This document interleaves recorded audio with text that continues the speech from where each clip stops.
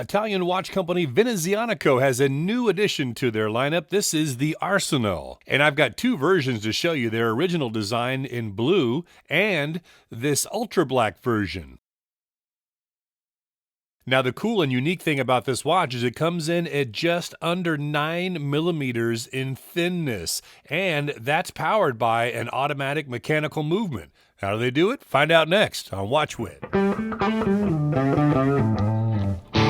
Hey now, I'm Whit. Great to have you here. Yeah, excited to show you this latest release from Venezianico, who has just been tearing it up in the world of watches lately. A lot of great things being said about them, and they're producing some cool, unique pieces, such as this, the Arsenale. And we'll obviously talk about the thinness of this case as we continue throughout the review, as it is the major kind of accomplishment of this watch. Well, let me give you a rundown of the specs first, and then we'll jump into my likes and dislikes. This is a 40 millimeter diameter case. You've got a lug-to-lug of 44 millimeters, but that's to that point there. You see that this added link here, which is basically going to be on each version, whether you choose a strap or a bracelet, that ends up being 49 millimeters. And you can see that the turn down of the strap is integrated into that shape of the lugs. And because of that integration, you're married to this strap or the company's optional Canova concept bracelet. And that thinness is just 8.95 millimeters. That includes everything you see here, the bottom of that case back to the top of that crystal. So cool, huh? And it weighs just 77 grams on the rubber strap and about 135 grams on the bracelet. The case is 316L stainless steel with brushed sides and top side, a polished chamfer, and then a polished fixed bezel as well. There's a flat sapphire crystal with anti-reflective coating on the underside, an integrated rubber strap as we talked about with that solid stainless steel end link, and it features a premium stainless steel buckle and tang. And you can upgrade the look of your watch with this Canova concept bracelet. The Arsenale's got a screw-down, kind of onion-style crown, 6 millimeters in diameter, and it's signed with their logo. A screw-in case back, and you'll see that the design is different for each of the watches, the traditional Arsenale and the Ultrablack Arsenale. And each feature 50 meters of water resistance. Now, as far as the dial goes, this traditional Arsenale has got the Côte de Genève, or Geneva striping, as I'll say in English, which is pretty neat because, that's usually a decoration that you might see reserved for, a mechanical movement. So here it is on the dial of a watch, and that striping just takes on a very unique characteristic depending on how light is hitting the watch. Beautiful. And then, of course, the Ultrablack version features that Japanese Musou Black Paint, which absorbs 99.4% of light. Both have a skeletonized Dauphine-style handset to allow the color of that dial come through, plus an applied logo. And the traditional dial has applied indices and a slightly contrasting chapter ring.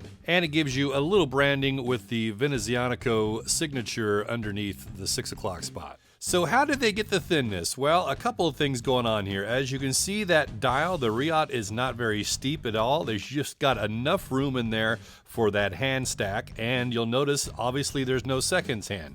Now that's not something that's kind of done by Venezianico. They chose a movement, the Miyota 9029, which doesn't have a seconds hand. So Venezianico didn't remove it from a movement to get that thinness. It is a movement that's designed for this, to be thin. Now you'll find some similarities as with other Miyota 9000 series movements. It's got 24 joules, beats at 28,800 vibrations per hour, or 4 hertz. You just won't see it. And has a 42-hour power reserve, automatic and hand winding. It does have hacking, but again, you won't be able to kind of realize that. Another unique feature about this movement that's not being utilized here is that it's got a open heart, or a open balance wheel, that you would see visible on the dial at about the 5 o'clock spot. This movement's not being used in a lot of watches, so very cool that Venezianico was able to grab this and just make a super thin watch out of it. Has a stated accuracy of about -10 to +30 seconds per day. Now, without a seconds hand, I can't give you my usual hand time readings, so I'll just give you a kind of snapshot in time here. Just one pass through, one position, dial up, fully wound. You're seeing plus 15 seconds per day, amplitude of 273 degrees, and a beat error of 0.1 milliseconds. Oh, now it's gone. And the Ultrablack version coming in pretty solid to 0 seconds per day, not losing or gaining any time, again with this one position. Amplitude a little low at 257 degrees and no beat air. Okay, it's time for my pros and cons. I'll start with the dislikes first to kind of end on a good note with the positives. So the first thing is going to be the strap. Now, it's of good quality. You can see it looks great. You've got this Venezianico branding on the underside. It's very comfortable, nice and thin. It just doesn't seem to have the overall build quality that the watch head has. There's just a little roughness in the casting marks, and you can see excess material here at the hole cuts. Now, again, we're looking at this really close up. You can't see it, from arm's distance. And while it's good quality, it's very stretchy, dense and strong, especially for how thin it is. I don't think it's FKM. As you can see, the black picks up a little bit of dust or lint here. The blue doesn't show that as much, but I would prefer for it to be FKM. But everything is done nicely on it. I mean, especially that integrated end link. You've got branding everywhere, 2 floating keepers, and this buckle and tang has got a very premium look and feel to it. So while overall I do like the strap, the biggest problem I had is if you want to get the bracelet. Changing the two of these is not advisable. It's very difficult to change from the strap to the bracelet. You have to use a set of 2 screwdrivers, 1 on each side of the lug. So if you've ever resized bracelet links, with that system, you know how difficult it can be. And as you can see, even as careful as I was, I managed to scratch up the case here. And then you can see that screw has got kind of a little bit of a twist to it as well. So I really advise to choose which you want it on, the bracelet or the strap, and it'll come shipped that way. That's just the route to go, I think, instead of thinking of this as more of interchangeability between the bracelet and the strap. I would just leave it on whatever you get it on. And the last little bummer is only 50 meters of water resistance. I mean, it is a screw down crown and screw in case back. I don't know why they couldn't get a little more resistance out of it. Again, 50 meters is fine, but it just turns this into more of a sporty dress watch than an actual sport watch by definition. And I'm fine with that. I mean, this just really does look like a dress watch. Again, having this rubber strap option, though, gives it that sporty look and feel. So, again, it's just kind of a matter of what category do you put this watch in. And now for all the good news. I mean, the thinness. Look at this watch. This is under 9 millimeters and has a mechanical automatic movement. It's not hand wind. That's the first thing you would think, that this is going to be a hand-wound movement to give you a little bit of more thinness, not having that self-winding rotor.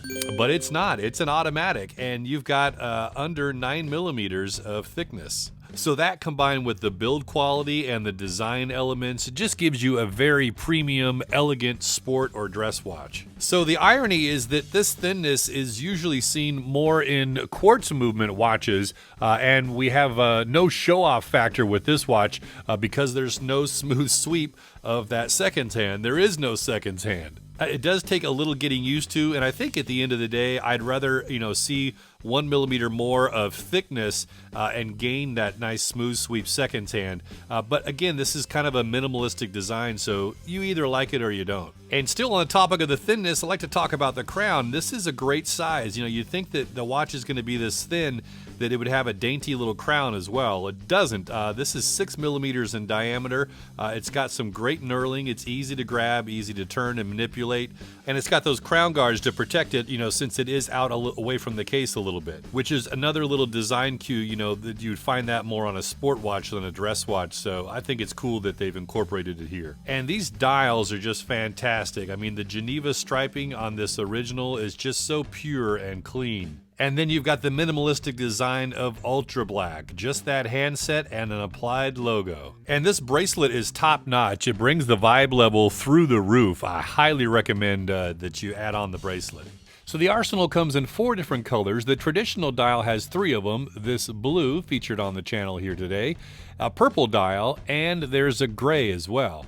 And then finally, there's the Ultra Black edition with Japanese Musou Black Paint dial. The Arsenal from Venezianico runs $800 US with international shipping via FedEx and a 2-year warranty. The Canova Concept bracelet is an add-on for $100 US, and you still receive the original rubber strap as well. Man, Venezianico is gaining a lot of steam in the watch community lately, and this Arsenal really kind of sends them over the top with an under 9mm thin watch head. Just a beautiful timepiece, and you can find out more with links down below in the description. Hey, if you enjoyed this video, hit that like button and maybe check out a couple other videos of mine as well. I'll catch you over there. I'm Whit with so many watches, so little time and money.